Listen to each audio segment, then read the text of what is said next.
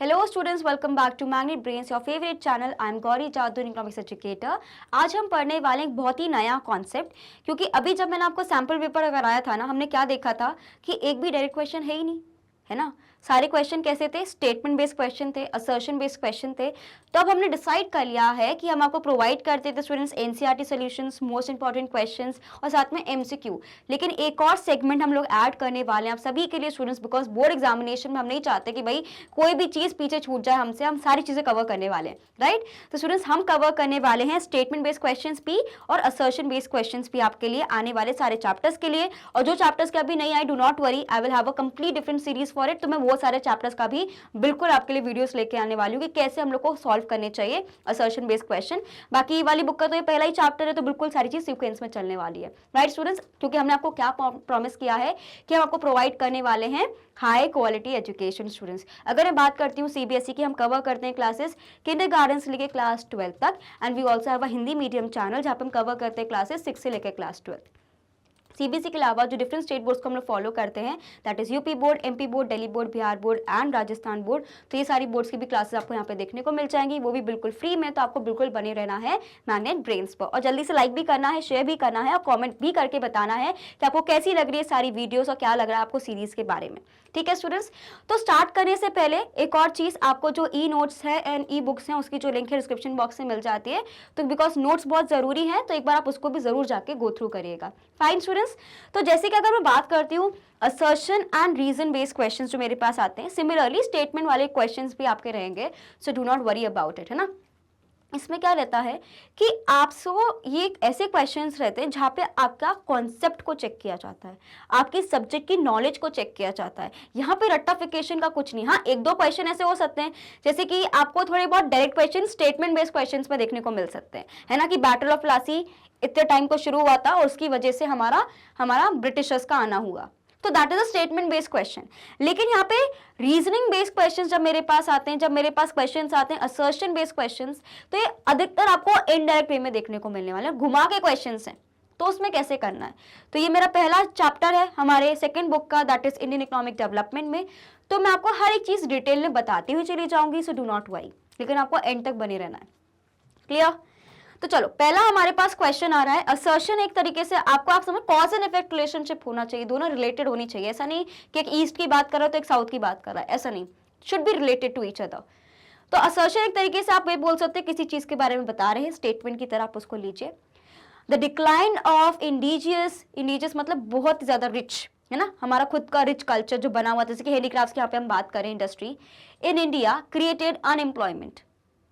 ठीक है, तो जो डिक्लाइन हुआ हैंडीक्राफ्ट्स इंडस्ट्री में, उसकी वजह से कहीं ना कहीं इंडिया में बहुत ही ज्यादा बेरोजगारी आ गई, अनएम्प्लॉयमेंट आ गई। चलो, ये हमारा एक स्टेटमेंट गिवन है। रीजन क्या था इसका, मतलब ये आपको एक सिचुएशन गिवन है, आपको ये रीजन गिवन है। अब आपको देखना है सिचुएशन सही है कि रीजन सही है, या दोनों ही सही है ना। अब देखो यहाँ पे क्या गिवन है रीजन इसका, the introduction of discriminatory tariff policies by the British government affected the industries. तो हमने ये देखा था कि असर्शन मेरे पास गिवन है, यहाँ पे एक सिचुएशन मुझे गिवन है और इसके साथ मुझे इसका एक रीजन गिवन है कि ये सिचुएशन का रीजन ये है, कॉज ये है, इसकी वजह से ये चीज हुई है। तो ये हमें जानना है कि हाँ है कि नहीं है। अब सबसे बड़ा दिक्कत यहाँ पे आती है कि सबसे ज्यादा बच्चे कंफ्यूज होते हैं इसके ऑप्शंस को देख के। ऑप्शंस है भी खतरनाक से, देखो, both assertion and reason are true, दोनों ही सही हैं, और जो रीजन है बिल्कुल करेक्ट एक्सप्लेनेशन है सिचुएशन का, यानी असर्शन का। तो पहला पॉइंट क्या है कि दोनों सही है और रीजन बिल्कुल सही है सिचुएशन के अकॉर्डिंग। आप ये मान के चलो, ये मेरा क्या हो गया पार्ट ए। पार्ट बी क्या गिवन है मुझे, both assertion and reason are true, दोनों ही सही है अगेन, लेकिन reason is not the correct explanation of assertion, यानी दोनों अपनी जगह तो ठीक है, लेकिन ये भाई इससे बिल्कुल भी रिलेटेड नहीं है, ये इसका रीजन नहीं है। तो आपको बोलना है।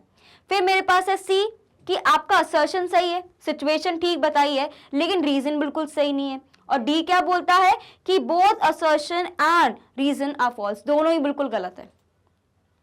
तो आपको समझना है कि आपका यहाँ पे खेल हो रहा है कि आपको ऑप्शंस कितने अच्छे समझ आए। हो सकता है कि देखो गलती कहाँ होती है, अधिकतर ये इसमें नहीं गलती होती है कि दोनों सही लग रहे हैं, है ना, दोनों ही मुझे सही लग रहे हैं। अब मुझे पता ये लगाना है कि दोनों रिलेटेड भी हैं कि नहीं है। कई बार ऐसा होता है कि बहुत क्लोजली रिलेटेड होते हैं, तो बिल्कुल सही हो जाता है। तो इस क्वेश्चंस को कैसे हम लोग मास्टर करें, ज्यादा से ज्यादा ऐसे क्वेश्चंस की प्रैक्टिस करके। जब आप ऐसे क्वेश्चंस बार बार एक तरीके से पढ़ोगे ना, तो आपका माइंड भी उसी तरीके से फंक्शन करने लगेगा कि जब भी ऐसे क्वेश्चंस आएंगे तो मेरा क्या पैटर्न होना चाहिए सोचने का। क्लियर? तो देखो हम लोग इसका आंसर को देखते हैं सबसे पहले तो। ऑफ कोर्स क्योंकि दोनों ही सही होने वाले हैं और ये दोनों रिलेटेड भी हैं, तो इसका ही सही आंसर भी होगा। अब हम जब बात करते हैं हमारे इंडिया में, हमने देखा था कि ब्रिटिशर्स यहाँ पे क्यों आए थे। दे केम फॉर ट्रेडिंग, बिजनेस के लिए आए थे। फिर उनको लगा कि नहीं भाई, इंडिया में अच्छा खासा बिजनेस के अलावा हम लोग यहाँ पे रूल भी कर सकते हैं, तो हमें अपना एक किंगडम बना लेना चाहिए, राइट। हम इसको अपनी कॉलोनी बना लेंगे, तो ये चीज हुई। तो उन्हें पता था कि इंडिया में बहुत सारी चीजें अवेलेबल हैं। उनको पता था कि इंडिया में 3 तरह की इकोनॉमी है। एक तो भाई बहुत ज्यादा हम लोग रिच थे, प्रॉस्पेरस थे। सेकंड क्या कि यहाँ पे लोग एग्रीकल्चर पे ज्यादा डिपेंडेंट थे। और थर्ड पॉइंट क्या था कि यहाँ पे हैंडीक्राफ्ट इंडस्ट्रीज वर्ल्ड फेमस थी, मोनोपोली थी भाई। तो उनको क्या पता था कि अगर हम चाहते कि हमारा यहाँ पे दबदबा बढ़े, हमारी मोनोपोली हो, हमारा सामान बिके, तो मुझे जो अभी मार्केट में उसको भगाना पड़ेगा। और मार्केट में क्या था? That was our handicraft industries. उसको करने के लिए वो क्या करते थे? वो ह्यूज टैरिफ पॉलिसीज लगाते थे। अगर इंडिया को अपने बनाए हुए सामान को कहीं बाहर भेजना है तो हमें बहुत ज्यादा टैक्सेस पे करने पड़ते थे। वेयरएज अगर ब्रिटिशर्स को यहाँ से कुछ भेजना है, हमने पढ़ा भी है, इंडिया से अगर बाहर कुछ भेजना है और बाहर से इंडिया से कुछ, मतलब बाहर से इंडिया में कुछ लेके आना है, तो कंपनी ने बिल्कुल फ्री ट्रेड रखा था। कुछ टैरिफ पॉलिसीज वगैरह कुछ भी नहीं लग रहा था। मतलब अपने लिए सब उन्होंने सहूलियत कर ली, आसान कर लिया, लेकिन it made it very difficult for the Indians to trade. तो जब इंटरनेशनल ट्रेड वगैरह ही नहीं हो रही, कोई सामान खरीद ही नहीं रहा, तो आप उस चीज में डील नहीं करोगे, आप नहीं बनाओगे, उसकी वजह से क्या होगा? अनएम्प्लॉयमेंट ही तो आएगा।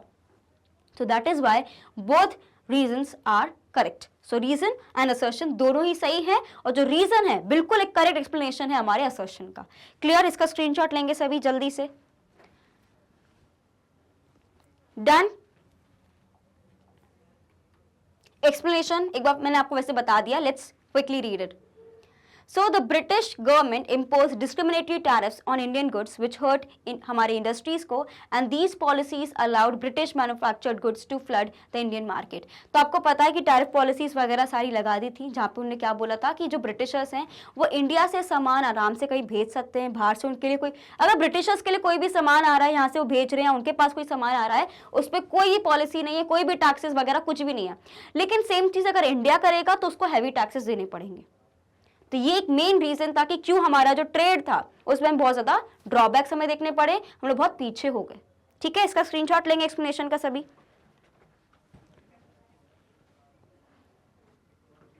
Fine, let's move on to the second question. Assertion यहाँ पे आपको गिवन है, the British introduced railways in India for the development of the country's infrastructure. India का कंट्री का डेवलपमेंट करने के लिए ब्रिटिशर्स ने सोचा कि हमें रेलवे बना लेनी चाहिए। इसका रीजन क्या है? The railways enabled people to undertake long distance travel and break geographical barriers. हमने पढ़ा था ना जो इंफ्रास्ट्रक्चर में कि रेलवे एक तरीके से नेशनल इंटीग्रेशन में हेल्प करता है, तो उसी के रिगार्डिंग है। अब आपको मुझे बताना है ये दोनों ही सही हैं क्या? जो रीजन है बिल्कुल सही है, या दोनों गलत है, या एक सही है एक गलत है? Take your time and think.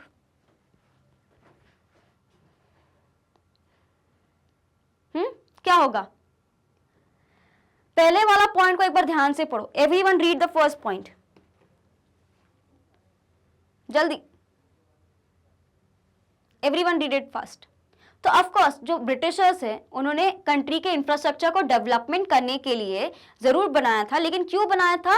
Development in the case कि वो हमारा डेवलपमेंट केस के अपना इंडिया के लिए नहीं, लेकिन ऑफ कोर्स डेवलपमेंट अपना खुद की चीजें सही करने के लिए, ताकि वो अपना सामान हमारे इंडिया से बाहर भेज पाए। तो ये सही है। सेकंड क्या था? जो रीजन इसका गिवन है ये भी सही है, लेकिन ये इससे रिलेटेड नहीं है, इससे रिलेटेड नहीं है, क्योंकि हमें पता है रेलवे क्यों बनाया था?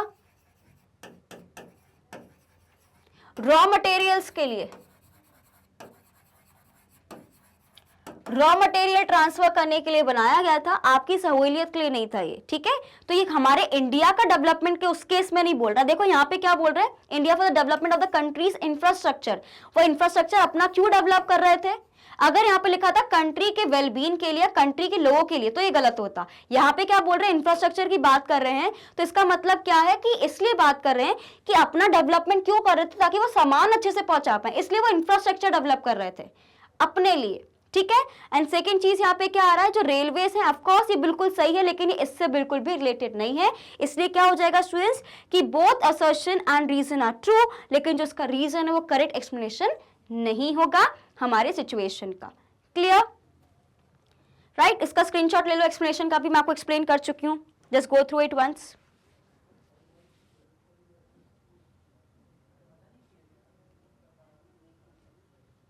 Right, so infrastructure development not for the Indians but for their own trade. तो उन्होंने डेवलपमेंट अपने लिए किया है और वहीं पे जो उनके जो प्रोविंसेस हैं, है ना, अगर हम बात करते हैं हमारे रेलवेज वगैरह की, उन्हें खुद के डेवलपमेंट के लिए किया है। तो कंट्री का डेवलपमेंट किस सेंस में, ये क्वेश्चन में याद रखना, ब्रिटिशर्स ने पूछा अपने रॉ मटेरियल्स ट्रांसफर करने के लिए, और जो सेकेंड रीजन है वो भी बिल्कुल सही है। Clear students, done, okay. Question number 3, India's foreign trade during British rule resulted in the change in the composition of trade. तो इंडिया का जो फॉरेन ट्रेड है क्या वो चेंज हो गया था ब्रिटिश रूल के टाइम पे? And India became an exporter of primary products and importer of finish consumer goods. तो क्या हो गया था इंडिया के केस में कि इंडिया, हमने पहले भी पढ़ा ये कि हमारा एक तरीके से जो हम सबसे ज्यादा एक तरीके से एक्सपोर्ट करते थे, हमारी मोनोपोली थी हैंडीक्राफ्ट प्रोडक्ट्स में, हम लोग वर्ल्ड फेमस थे, हम लोग सेल्फ रिलायंट थे, हम लोग को इंपोर्ट करने की जरूरत नहीं पड़ती थी, हम यूजुअली एक्सपोर्ट करते थे। लेकिन जब ब्रिटिशर्स आए थे उन्होंने क्या कर दिया था, फिनिश प्रोडक्ट्स का कंज्यूमर बना दिया था और हम लोग रॉ मटेरियल्स प्रोवाइड करते थे। सो India's foreign trade during British rule resulted in the change in the composition of trade. तो बिल्कुल अगर हम बात करें तो बिल्कुल सही कह रहे हैं कि हमारा फॉरेन ट्रेड का पूरा रुख बदल गया था। क्यों बदल गया था? बिकॉज इंडिया को एक तरीके से, पहले हम लोग एक तरीके से एक्सपोर्ट ज्यादा करते थे, अब हम लोग क्या कर रहे हैं, प्राइमरी प्रोडक्ट्स एक्सपोर्ट कर रहे हैं और फिनिश गुड्स को इंपोर्ट कर रहे हैं। तो जो हमारी सिचुएशन थी वो पूरी बदल गई, तो इसलिए दोनों ही बिल्कुल सही हो जाएंगे। स्क्रीनशॉट लेंगे सभी इसका, and these two are related, इसलिए बिल्कुल इसका सही जवाब ए होगा। ठीक है, let's move on. Question number 4, Zamindari system brought instability to Indian civilization during the British rule. Zamindari system led to frequent eviction of the tillers of the soil. Tillers of the soil means cultivators of the soil. ठीक है, मैंने आपको ये different language में इसलिए given है because आपको question में भी ऐसा फ्रेम आ सकता है बोर्ड एग्जामिनेशन के टाइम पे। तो जमींदारी सिस्टम हम लोग किस में पढ़ते हैं?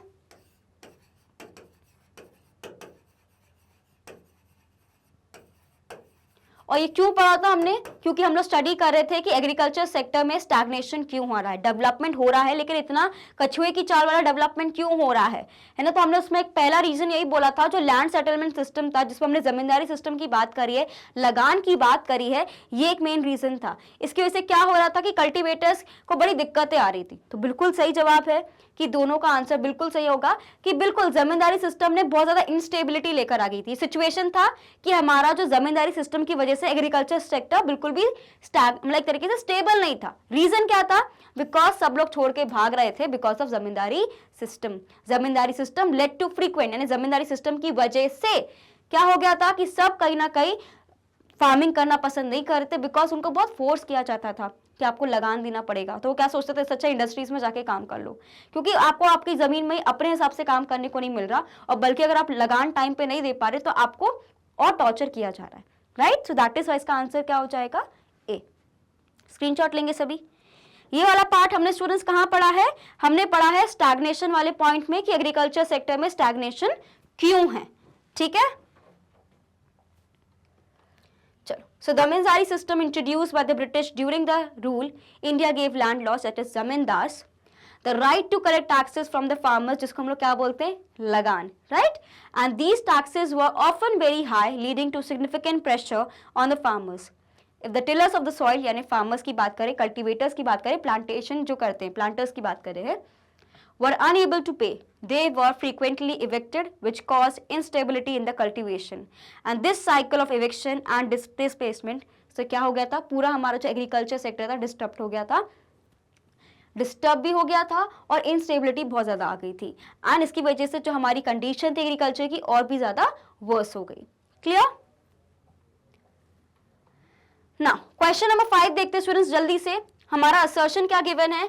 During British rule the production of cash crops improve the economic condition of the farmers. Farmers were given higher prices to produce cash crops. ये क्वेश्चन है घुमाने वाला, ये this question is interesting. Star mark करेंगे सभी वाले question को जल्दी से। स्टार मार्क करो, क्योंकि ये वाला क्वेश्चन ऐसा है कि इधर से पढ़ोगे तो हाँ भी लगेगा, उधर से पढ़ोगे तो ना भी लगेगा। दोनों ही क्वेश्चंस मुझे बिल्कुल सही लगने वाले हैं। Everyone quickly go through it.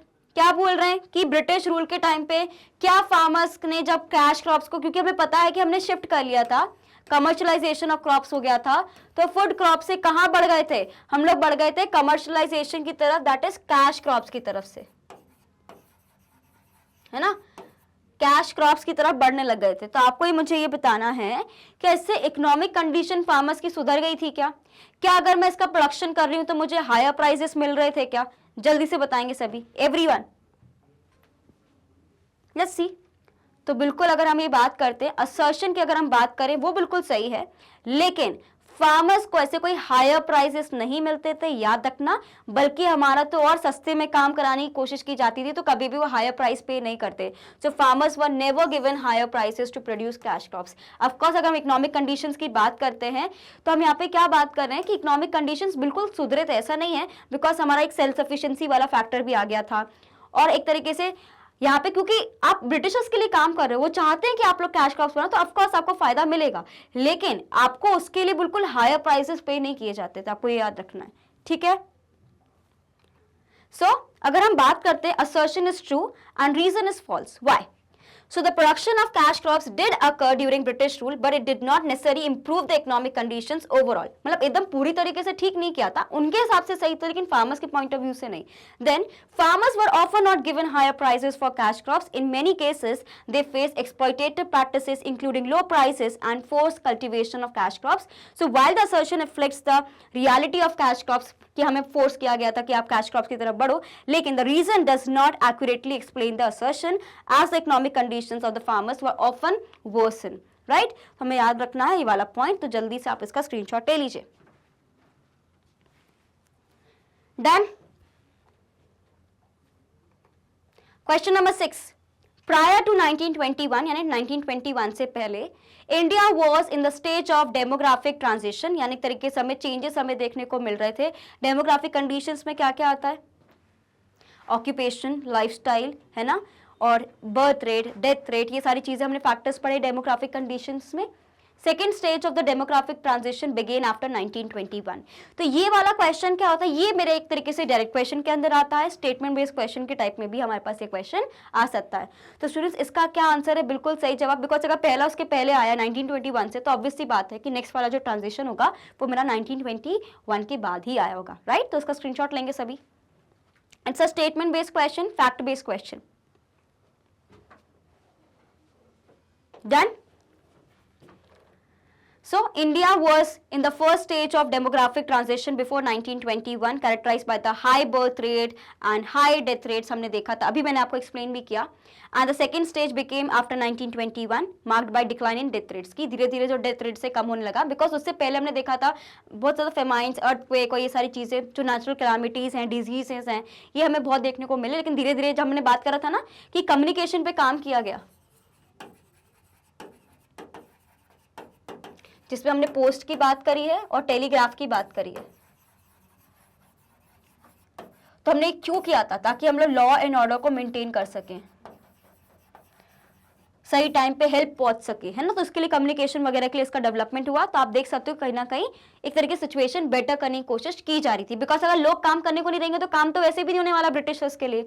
तो आपके लिए नहीं कर रहे थे, अपने लिए कर रहे थे, ताकि हम चाहते कि लोग बीमार ना पड़े बल्कि काम करें हमारे लिए, ठीक है। आप इसका स्क्रीनशॉट लेंगे। डन। क्वेश्चन नंबर 7 देखेंगे सभी। On the eve of independence, agriculture was the principal source of livelihood. On the eve of independence, the Indian economy was a feudal economy. आपको पता है, मैंने आपको 3-4 चीजें बताई थी, feudal economy, backward economy, vibrant economy, है ना, डेप्रिशिएटेड इकोनॉमी, ये सारी इकोनॉमी मैंने आपको पढ़ाई है। अब यहाँ पे क्या पूछ रहे हैं? On the eve of independence, जब हमें इंडिपेंडेंस मिला है, क्या एग्रीकल्चर मेरा एक प्राइमरी सोर्स ऑफ इनकम था, लाइवलीहुड था सभी के लिए? जल्दी से बताएंगे मुझे सभी। तो बिल्कुल सही जवाब है। हमने पढ़ा है कि उससे पहले भी, अगर ब्रिटिशर्स के आने से पहले भी, हमारी जो इंडियन इकोनॉमी थी बहुत ज़्यादा प्रॉस्पेरस थी और एग्रीकल्चर पर डिपेंडेंट थी। तो हमने ये भी चीज़ देखी है कि आफ्टर इंडिपेंडेंस जब बहुत ज़्यादा इंडस्ट्रियल रेवोल्यूशन और रिफॉर्म्स हमारे पास आए, रिफॉर्म्स वगैरह, तब जाके हम देख रहे हैं कि सर्विस सेक्टर हमारे पास रहता है ना, जो सर्विस सेक्टर है अब जो सबसे ज्यादा कंट्रीब्यूट करता है एक तरीके से जीडीपी में, वो हमारा थर्ड सेक्टर है, जिसको हम टर्शरी सेक्टर ही बोलते हैं। अर्लियर प्राइमरी सेक्टर ही सबसे ज्यादा कंट्रीब्यूट करता था, right. So agriculture was indeed the principal source of livelihood for majority of the people living in India. And अगर मैं बात करती हूँ उसका जो रीजन मुझे गिवन है, the Indian economy at that time was categorised by the feudal relationship, यानी फ्यूडल रिलेशनशिप का मतलब रहता है 2-3 पीपल इन्वॉल्व, एक हियरार्की मेंटेन होती है। तो हमने देखा था कि हमने जमींदारी सिस्टम में भी वो सारी चीजें देखी थी, राइट।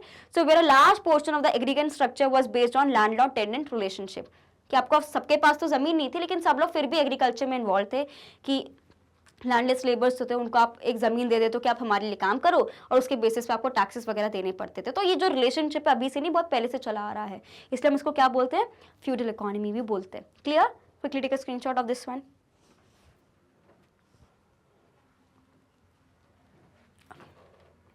क्वेश्चन नंबर 8 है मेरे पास students, during colonial rule India's exports exceeded imports, okay, resulting in a surplus in the balance of trade. अब ये वाला क्वेश्चन मैं आपको पहले बता देती हूँ, ये वाला क्वेश्चन सैंपल पेपर में असर्शन बेस्ड क्वेश्चन में नहीं आया है, डायरेक्ट क्वेश्चन की तरह नहीं, एक अलग से case study kind of question में आपको देखने को मिला है। The trade surplus was used for the development of Indian economy. ये तो बहुत सिंपल है, हम देख के ही पता लगा लेंगे कि कौन सा सही है कौन सा गलत है, जल्दी से। तो अगर मैं बात करती हूँ उसका जो हमारा असर्शन है, तो अगर हम बात करते हैं ब्रिटिश रूल के टाइम पे, बिल्कुल हमारे जो एक्सपोर्ट्स थे बहुत ज़्यादा थे, बिकॉज हम लोग प्राइमरी प्रोडक्ट्स यानी रॉ मटेरियल्स को बहुत ज़्यादा एक्सपोर्ट करते थे, उसके बदले में हम लोग कंज्यूम क्या करते थे, इंपोर्ट क्या करते थे, फिनिश गुड्स को। तो डेफिनेटली एक्सपोर्ट्स मेरे बहुत ज़्यादा हो रहे थे, लेकिन फायदा मुझे कुछ नहीं हो रहा था। क्यों? बिकॉज हर एक चीज़ ब्रिटिशर्स कर रहे हैं और इंडिया के पॉइंट ऑफ व्यू से कुछ नहीं हो रहा। लेकिन जो सेकंड रीजन यहाँ पे गिवन है, जो मेरे पास एक्सपोर्ट का जो सरप्लस आ रहा है, क्या मैं उसको डेवलपमेंट ऑफ इंडिया के लिए कर रही थी क्या? नहीं। याद रखना, जो मेरे पास ट्रेड का सरप्लस आता था, वो पूरा सरप्लस कौन यूटिलाइज करता था? ब्रिटिशर्स यूज करते थे। वो किस लिए यूज करते थे? अपने एक्सपेंसेस के लिए, वॉर एक्सपेंसेस। आपको पता है कि भाई हम लोग ना वर्ल्ड वॉर 1 में थे ना 2 में थे, है ना, लेकिन ये लोग तो थे और हम इनकी क्या थे, कॉलोनी थे। तो ऑफकोर्स अगर वो इन्वॉल्व है तो हम भी कहीं ना कहीं इन्वॉल्व थे। तो यानी जितना भी पैसा वो यहाँ पे कमा रहे थे, वो अपना डेवलपमेंट करने के लिए कर रहे थे, उन्होंने इंडिया के लिए कुछ नहीं किया है सच। क्लियर? तो आप इसका स्क्रीनशॉट लेंगे।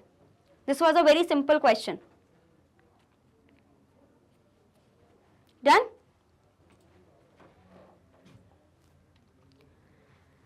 So during the colonial rule या ब्रिटिश रूल की अगर हम बात करते हैं, India's exports did exceed imports resulting in trade surplus. बिल्कुल ट्रेड सरप्लस था, लेकिन वो उसका जो सरप्लस था उसका कभी भी यूटिलाइजेशन हमारे लिए नहीं हुआ है। was primarily used to benefit the British interest and did not contribute to the development of the Indian economy. Instead, हम यहाँ पे क्या कर रहे थे, अपनी इकोनॉमी को एक्सप्लॉइट कर रहे थे। हमारे जो ब्रिटिशर्स थे हमारी इंडिया की इकोनॉमी को एक्सप्लॉइट करके अपना फायदा कर रहे थे। This structure reflects that while the assertion is accurate, assertion बिल्कुल सही कह रहा है कि हाँ ट्रेड सरप्लस बिल्कुल हुआ है, लेकिन उसका रीजन बिल्कुल गलत है, बिकॉज उन्होंने हमारे डेवलपमेंट के लिए कुछ नहीं किया है। Right? Take a screenshot of this one.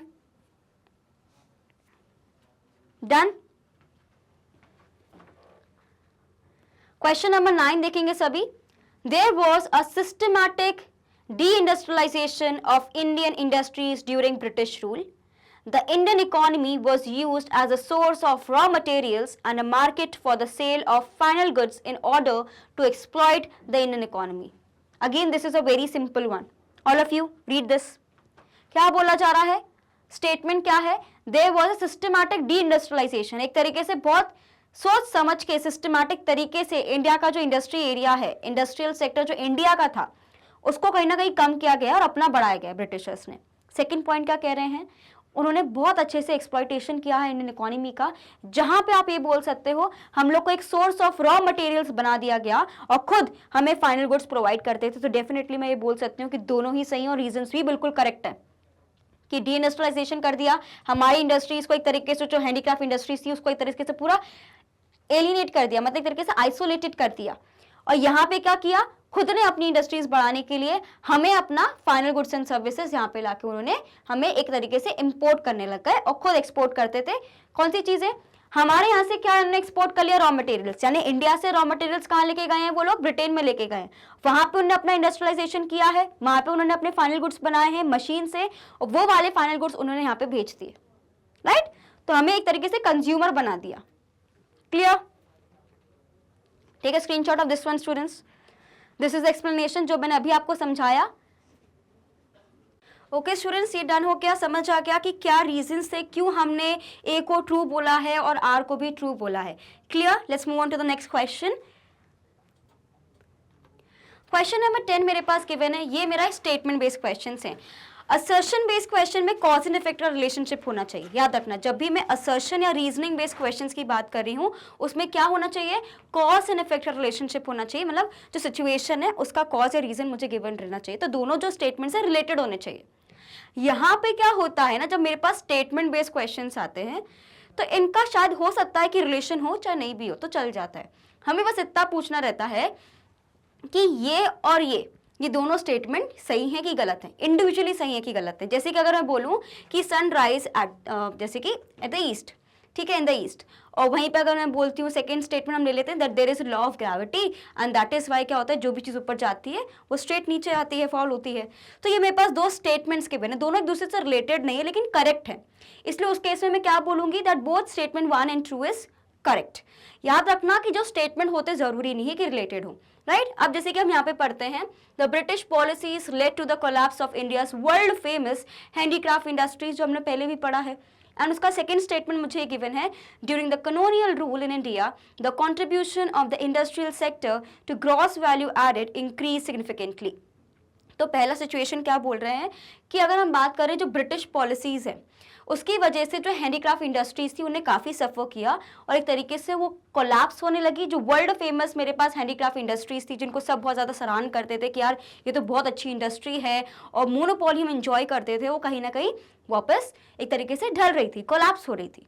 क्यों हो रही थी? बिकॉज ब्रिटिशर्स क्या बोल रहे थे कि भाई हम जो सामान बना रहे हैं आपको वही परचेज करना रहेगा, ठीक है। सेकंड सिचुएशन क्या गिवन है यहाँ पे कि ड्यूरिंग द ब्रिटिश रूल क्या हो रहा था, जो इंडस्ट्रियल सेक्टर का कंट्रीब्यूशन है वो बहुत ही अच्छे से इंक्रीज हो रहा था। तो ये मेरे पास दो स्टेटमेंट्स गिवन है, I have to figure it out, क्या ये स्टेटमेंट दोनों सही है, गलत है, या एक सही है एक गलत है, या दोनों ही गलत है। तो पहला ऑप्शन क्या है, statement 1 is true and statement 2 is false. B option है मेरे पास statement 1 is false and statement 2 is true. And C option है मेरे पास statement 1 and 2 are true. And D option मेरे पास आता है both statements 1 and 2 are false. दोनों ही जो स्टेटमेंट हैं गलत हैं। तो आपको क्या लगा, देखो पहला जो रीजन मेरा, पहला जो स्टेटमेंट गिवन है सॉरी, वो क्या बोल रहा है कि ड्यूरिंग द ब्रिटिश एरा हम ये बोल सकते हैं जो हैंडीक्राफ्ट इंडस्ट्री थी वो बहुत ज़्यादा कोलैप्स करी। तो पहला रीजन तो बिल्कुल सही है। तो मुझे पता है कि first statement is definitely true, तो मुझे पता है डी वाला ऑप्शन तो होगा नहीं, ठीक है, एंड ये वाला ऑप्शन भी नहीं होगा। तो मेरे पास क्या सिचुएशन रहती है, या तो ये सही है ये गलत है, या दोनों ही सही है। अब सेकंड चीज आप बोलो, हमने एग्रीकल्चर सेक्टर पढ़ा है, हमने इंडस्ट्रियल सेक्टर पढ़ा है, हमने फॉरेन ट्रेड पढ़ा है, तीनों में हमने क्या देखा है कि डाउनफॉल आया है, कुछ भी इंक्रीज तो हुआ नहीं, क्वालिटी तो इंप्रूव हुई नहीं है। तो भाई कैसे हो सकता है ये वाली चीज कि दोनों सही हों? क्योंकि जब मैं बोल ही रही हूं आपसे कि कोई डेवलपमेंट ऐसा सच हुआ ही नहीं है किसी भी सेक्टर में, तो इंडस्ट्रियल सेक्टर कैसे एक तरीके से बहुत ही ज्यादा एक बोल सकते हैं कंट्रीब्यूशन दे सकता है? नहीं दे सकता वो। बल्कि हमने देखा है कि डी इंडस्ट्रियलाइजेशन हुआ है, यहाँ पे इंडस्ट्रीज को सेटअप करने ही नहीं देते थे, यहाँ से रॉ मटेरियल्स लेके वो लोग ब्रिटेन या दूसरे डेस्टिनेशन से भेज रहे थे। इंडिया में उन्होंने ऐसा इंडस्ट्रियलाइजेशन के लिए कुछ किया नहीं, तो जब कुछ किया ही नहीं तो कॉन्ट्रीब्यूशन कहाँ से होगा? दैट इज वाई इसका सही आंसर क्या होगा, statement 1 is true and statement 2 is false. Clear students? So this is the explanation of it. Statement 1 क्या कह रहा है, it is true because British policies such as high tariffs on Indian goods and the promotion of British products in India led to the decline of India's handicraft industries. तो आपको पहला reason तो मैं पता है कि बिल्कुल सही कह रहे हैं। सेकेंड ऑप्शन बिल्कुल गलत है, क्योंकि इंडस्ट्रियल सेक्टर की अगर हम बात करें ऐसा कोई कॉन्ट्रीब्यूशन था नहीं, बिकॉज कोई डेवलपमेंट ऐसा कुछ हुआ ही नहीं। क्योंकि हम जितने भी जैसे मैंने अभी आपको समझाया था, जितने भी रॉ मटेरियल्स हैं हम कहाँ भेज रहे थे, दूसरी कंट्रीज में भेज रहे थे और खुद का डेवलपमेंट नहीं कर रहे थे। आप इसका स्क्रीनशॉट ले सकते हो फॉर बेटर अंडरस्टैंडिंग। डन? पक्का? चलो, तो स्टूडेंट्स ये था हमारा आज का पूरा सेशन, जहाँ पे हमने देखा कि स्टेटमेंट बेस्ड क्वेश्चंस को कैसे करना। लास्ट वाला क्वेश्चन वैसा था। और अगर मेरे पास असर्शन बेस्ड क्वेश्चंस आते हैं तो उसको मैं कैसे सॉल्व कर सकती हूँ, राइट। अभी क्योंकि बहुत बेसिक क्वेश्चंस थे, कुछ कंफ्यूजिंग भी लगे होंगे आपको, लेकिन धीरे धीरे हम इसका डेवलप करने वाले हैं और बहुत कॉम्प्लेक्स क्वेश्चंस भी हम सॉल्व करेंगे। लेकिन उससे पहले आपको मैं थोड़ा बेसिक्स बताना चाह रही थी, that is why we started with this series, जहाँ पे मैंने जो बुक अभी स्टार्ट करी है, मैंने सोचा कि असर्शन बेस्ड क्वेश्चंस भी इसमें इंक्लूड कर दो, बिकॉज अब तैयारी बोर्ड्स की है, अब हमारे पास ज़्यादा समय बचा नहीं, हमें बस जल्दी जल्दी सिलेबस करना है, बहुत अच्छे से पढ़ना है, और साथ ही में जितना ही वन शॉट रिवीजन हो सकता है आपके लिए, क्रैश कोर्सेज आपके लिए जो अवेलेबल हो सकते हैं, जो 1 मिनट टिप्स होती हैं, सारी चीज़ें आपके लिए जो इंपॉर्टेंट है वो board examination, we will try to bring it as soon as possible students. तो आपको बिल्कुल बने रहना है मैग्नेट ब्रेन्स पर मेरे साथ, और मैं हूँ आपकी गौरी जादौन, राइट, आपकी इकोनॉमिक्स एजुकेटर।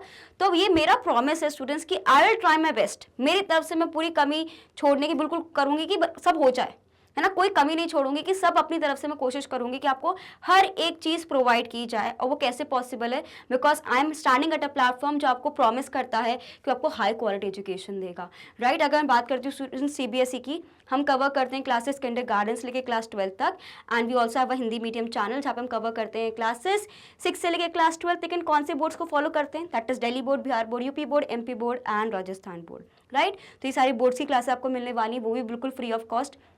उसके अलावा वैदिक मैथ्स का कोर्स हो गया, crash courses and spoken English का भी कोर्स आपको यहाँ पे देखने को मिलने वाला है स्टूडेंट्स। एंड आपको e notes and e books भी मिल जाते हैं, उसकी जो लिंक है डिस्क्रिप्शन बॉक्स में गिवन है, तो कभी भी जाके आप देख सकते हैं। हमें सिर्फ यूट्यूब पे नहीं, डिफरेंट सोशल मीडिया साइट्स पे भी आपको डेफिनेटली फॉलो करना है, जैसे फेसबुक हो गया, इंस्टाग्राम, ट्विटर, है ना, व्हाट्सअप, ताकि कोई भी इंपॉर्टेंट अपडेट आपसे बिल्कुल मिस ना हो स्टूडेंट्स, और आपको बिल्कुल बने रहना है मैग्नेट ब्रेन्स पर। So till then keep learning. मैं मिलती हूँ आपसे नेक्स्ट वीडियो में, and thank you for watching this video.